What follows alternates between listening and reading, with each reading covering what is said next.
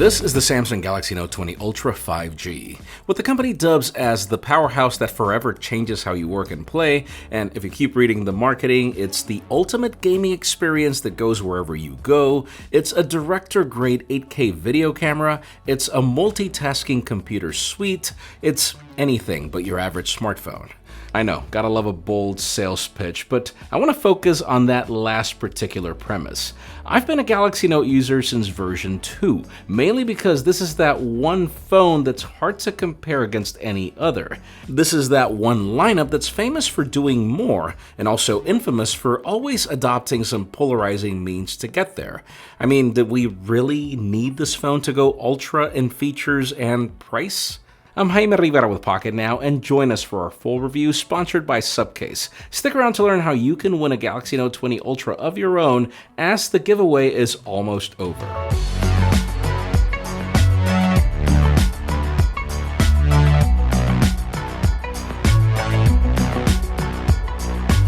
Last year we got two Galaxy Notes that were almost the same device with just a different size and price, so your choice was narrowed down to two simple things that people actually wanted. This year, Samsung decided to water down the base model in ways that make it really hard to recommend for its price, sort of forcing you to go ultra whether you like it or not because there's no plus model in between. And you know what? I sort of understand the logic. Again, the Note was never about being a conventional phone. It would be a mistake to try to review this phone and expect restraint. That being said, this is not a Galaxy S20 Ultra with an S Pen. Actually, I'd call this more of a hybrid in between. First, can I just say that I'm really liking this new, more elegant Samsung design language?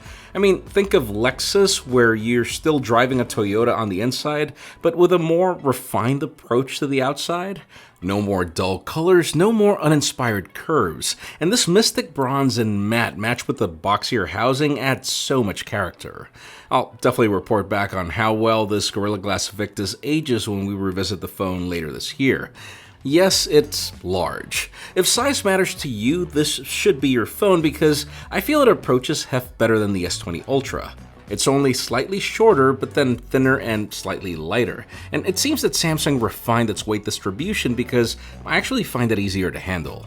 Second is the fact that tucked inside we have some of the latest and greatest specs. We're talking a Qualcomm Snapdragon 865 Plus, 12 gigs of the fastest RAM, 128 gigs of expandable storage, a fairly large 4500 mAh battery, and then all the bells and whistles like 5G in both sub-6 and millimeter wave flavors, Wi-Fi 6, Bluetooth 5, fast charging, reverse wireless charging, kitchen sink, bathtub, you get the picture. That said, I was actually more excited about the third reason, which is at the front. I really wanted a Galaxy Note 10 Plus with the display of the Galaxy S20, and here it is. I call this dynamic AMOLED 2X the best display of 2020 so far, at 6.9 inches diagonal with nearly invisible bezels at a 91.7 screen-to-body ratio. Colors pop, brightness is as good as it gets, and it's HDR10 Plus certified. It's also got the trick that I wanted most, which is 120Hz refresh rate so long as you remain at the default 1080p settings. Match this with a deeper, more hollow pair of dual firing speakers, and content consumption is fantastic. It's just not supported by the browser, which means that... So sure, there's not that much difference when compared to the Galaxy S20 Ultra, until you consider reason number 4, which is the Wacom digitizer that powers the S Pen. This is one of those features that you don't really need, but once you give it a try, it's going to be really hard for you to go back. You actually want this phone to run at 120Hz to take advantage of less latency in detection, and that feel as if you're writing with a Sharpie on paper is still here. I've signed every single document I've received for the past 6 years with Write-On PDF, which now got baked into Samsung Notes. Its close integration with Microsoft Office means that this is my tool for highlighting and doodling thoughts on Microsoft OneNote. It's even allowed me to handwrite in every Excel spreadsheet or Word document that I've used. Guys, you could even control your PowerPoint presentation with the S Pen as a clicker, and sure, there are some new air gestures that allow you to fully control this phone remotely, though I tried it once and I'll admit I didn't really care. The implementation is not necessarily the best. Sure, there are some features that are gimmicks, but Trust me, the new updates to Samsung Notes are not. See, it now syncs across devices and even matches your voice notes as you were typing notes or doodling them. That alone makes me agree that this is a productivity powerhouse that could also help you get creative if you want. And sure, you do need Samsung Notes across devices for that to work, but there will be one-way OneNote integration coming soon, and I'm really looking forward to it. But guys, you know me well. There's no such thing as a perfect phone, and regardless of how much I love the S Pen now, I'm not gonna handwrite a love letter with it. There are things that I'm mixed about with this phone, and let me begin with the most important one. You know it was coming. Let's discuss this huge camera hump. It looks like if there was some separate thing magnetically attached to the back of this phone. I mean, if you thought that the S20 Ultra had a huge hump, trust me, the Note 20 Ultra says, hold my beer. This phone is a wobbly mess on a table, and if the idea is to have this phone replace your notepad, imagine trying to do that with a rock under it. Seriously, get a case. It'll help you level off the camera hump and at the same time protect it in the process, and I highly recommend you consider channel sponsor Subcase. Those of you looking for a fully rugged experience, there's the award-winning UB Pro. It's made of a high-quality hard polycarbonate and shock-absorbing TPU, and you get all the texture and grip you need, along with 20-foot drop resistance.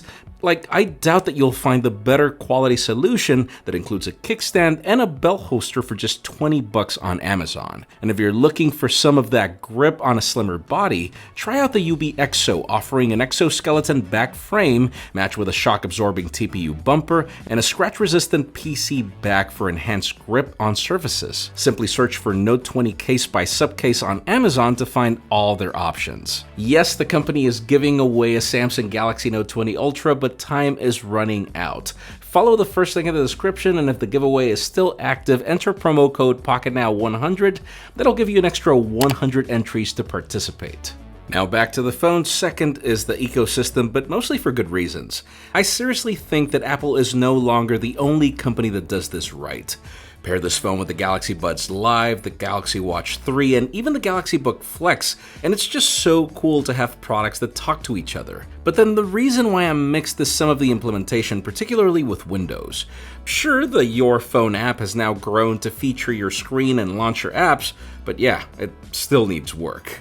Third, let's talk about One UI, but mostly for good reasons. This is one of those cases where I actually prefer Samsung's approach to Android, and it's mainly because if you want to take advantage of everything this phone can do, you definitely do need it. You don't just want a phone that's large for the sake of being large. You want to take advantage of the canvas, and that's where Samsung excels at. I depend on the Edge menus every single day. I even use app pairs to multitask in most of my interactions as I work. The reason why I'm mixed is because Samsung really needs to stop duplicating efforts with Google.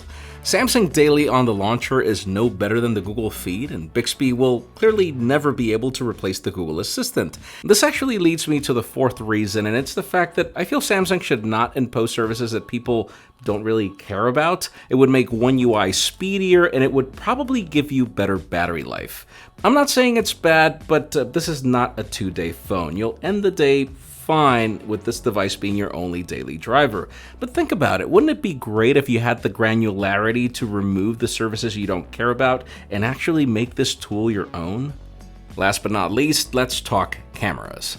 On the spec sheet, this phone is a step forward from the S20 Ultra in providing a large sensor that's complemented with laser autofocus. They match in the approach when it comes to the ultra-wide, but then it takes a step back on the telephoto and even the selfie shooters, making the larger camera hump kind of questionable. That being said, I have to say I do love these photos.